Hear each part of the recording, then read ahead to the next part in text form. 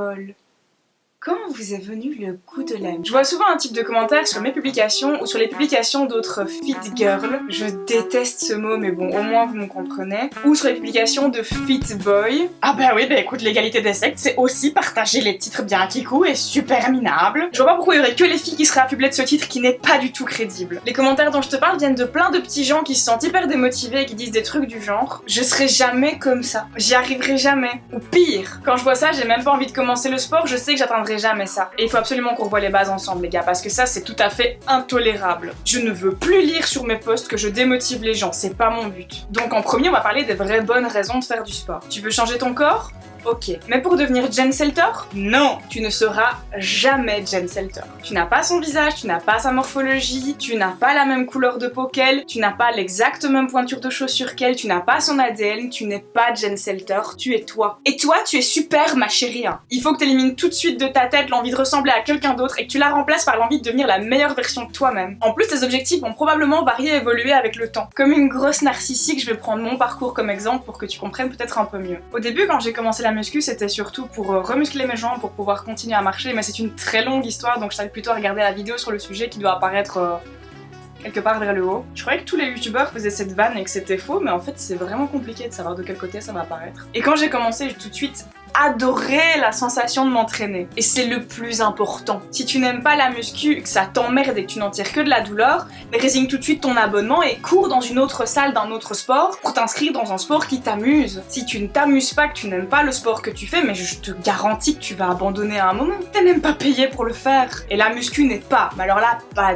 du tout, le seul sport au monde, ni le seul qui puisse améliorer ta santé et ton physique. Donc avant toute chose, choisis avec le plus grand soin le sport dans lequel tu vas t'épanouir. Fin de cette parenthèse. Pour en revenir à moi, j'ai très vite été confrontée à une très grosse contradiction. Mes body goals de l'époque, encore un mot que je déteste aujourd'hui, étaient Alex Irene et Essena O'Neil, qui font respectivement 1m74 et 1m73.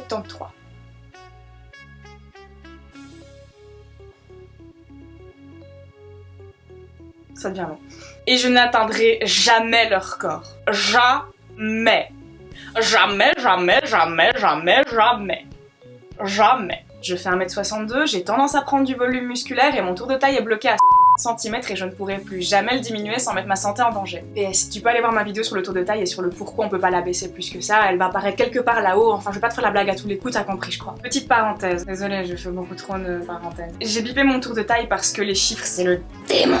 Ça tourne vite à l'obsession et j'ai pas du tout envie de recevoir un jour une lettre atroce d'une maman qui va m'annoncer que sa fille est morte de dénutrition ou à cause des complications suite au port d'un corset parce qu'elle voulait avoir exactement le même tour de taille que moi.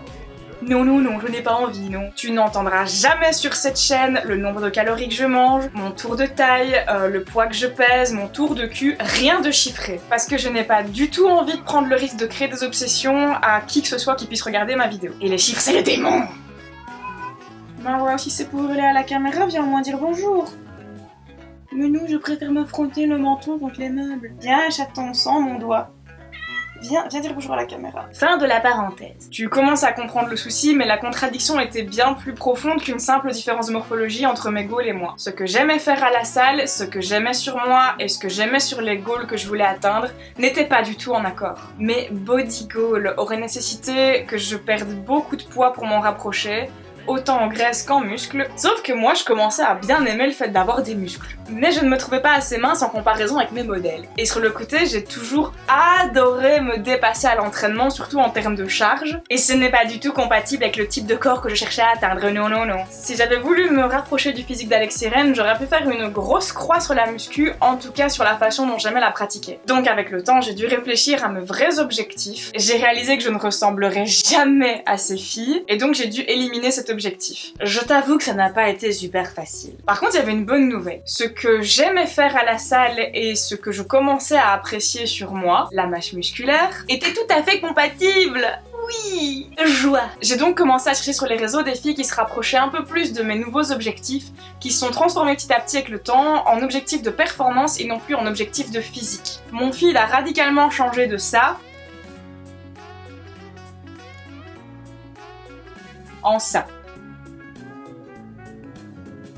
Des nanas super musclées, super balèzes, des meufs super fortes qui soulèvent des grosses charges et qui ont des culs énormes. Ça, c'est mon objectif, que je ne t'impose pas. Si ça se trouve, toi, tu veux être super fine, super endurante, super rapide et courir des putains de marathons. Ou alors, tu veux être énorme et puissante et faire du powerlifting. Tout cet ego trip sur mon parcours pour te dire ceci. Il faut que tes goals soient en adéquation avec ta morphologie, ta tendance à prendre facilement du gras et ou du muscle, ta taille, ton ossature et avant toute chose, ce que tu aimes question entraînement. Si ton délire c'est courir, alors trouve-toi des modèles comme Marine Leleu. Si ton objectif c'est de faire du sport sans équipement ou encore d'être vegan et sportif malgré tout, alors suis plutôt Franck Medrano. Si tu veux des cuisses absolument énormes et une souplesse pas possible, alors il faut que tu suives Oxane Michno. À toi d'adapter tes sources d'inspiration à ce qui te plaît dans le sport. Mais du coup, maintenant que tu t'es trouvé des objectifs qui te correspondent et que tu pourras atteindre un jour, comment ne pas perdre ta motivation en chemin face au long et éprouvant chemin qu'il te reste à parcourir avant de les atteindre? Tu vas garder ton plus gros objectif dans un coin un petit peu poussiéreux de ta tête,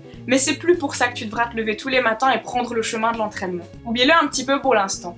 Tu vas te trouver des objectifs intermédiaires et gratifiants. Du style, demain je m'inscris à la salle et je fais un premier tour de toutes les machines pour voir comment ça marche. Wouhou! Mais tu viens de remplir un premier objectif dès ta première venue à la salle, mais fais péter les shakers qu'on fait de ça! Plus sérieusement, tu pourras être fier de toi d'avoir surpassé ta peur de la première fois, de l'inconnu. T'es sorti de ta zone de confort et franchement ça s'applaudit. Te voilà donc toute reboostée par la divine sensation de la fierté. Et y a de quoi! Maintenant, objectif suivant. Y a plein de choix. Tu pourrais par exemple te dire j'aimerais bien courir 5 minutes de plus. Ça peut te prendre 1, 2, 5 séances, mais pas 2 ans. Et le jour où t'as pu les courir ces fameuses 5 minutes de plus, mais joie, bordel, c'est génial, sois fier de toi. Ton objectif suivant peut tout aussi bien être je commence à déjeuner tous les matins, parce que c'est très important de déjeuner le matin. Ça peut être j'arrête de grignoter le soir, ça peut être je soulève 5 kilos de plus pour tel exercice, ou encore je passe de 2 séances par semaine à 3 séances par semaine. Fixe-toi des objectifs atteignables régulièrement. N'attends pas d'avoir atteint un objectif hyper lointain avant de t'autoriser à être fier de toi. Chaque tout petit pas vers cet objectif mérite que tu sois ultra fier de toi. Et c'est de petite victoire en petite victoire que tu te rapprocheras de ton objectif de départ sans même t'en rendre compte. Sois fier avant tout des efforts que tu fournis, de tes performances, de tes progrès,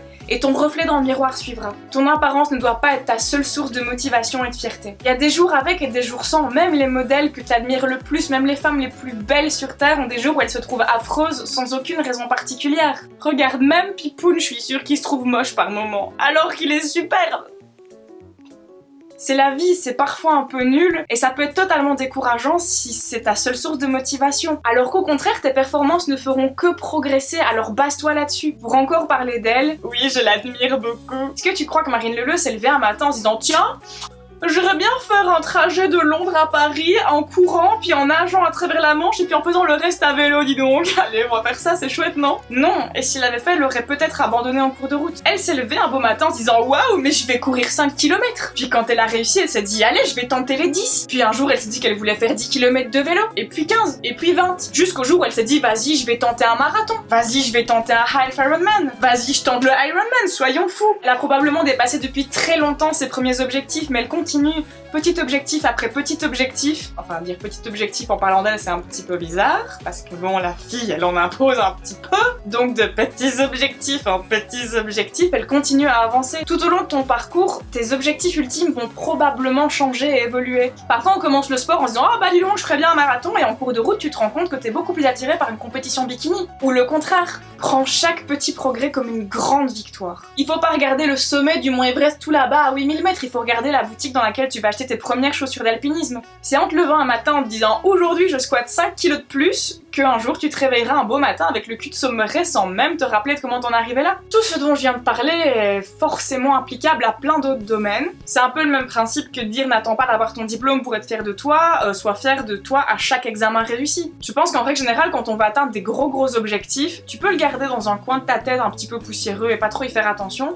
mais le plus important c'est de se fixer des petits objectifs en cours de route pour quand même continuer à alimenter le système de la fierté. Je crois que j'ai tout doucement fait le tour de la question, je réfléchis... Non bah voilà, je crois qu'on va arrêter là, j'ai à peu près parlé de tout il me semble. J'ai forcément oublié plein de trucs, mais comme vous êtes là et que vous êtes merveilleux, vous allez me le dire dans les commentaires pour rectifier si j'ai dit un petit peu du caca par moment, parce que bon ça peut arriver. J'espère que ma vidéo aura pu en aider certains, et si c'est pas le cas tant pis, de toute façon je me suis amusée à faire la vidéo alors voilà prout. Tu serais une personne formidable si tu t'abonnais et que tu partageais ma vidéo autour de toi. Et d'ici à la prochaine vidéo, ça va, tu commences à connaître la chanson, on la connaît tous, je te fais des gros poutous. Allez, c'est bon, salut, au revoir. Hein. Oh,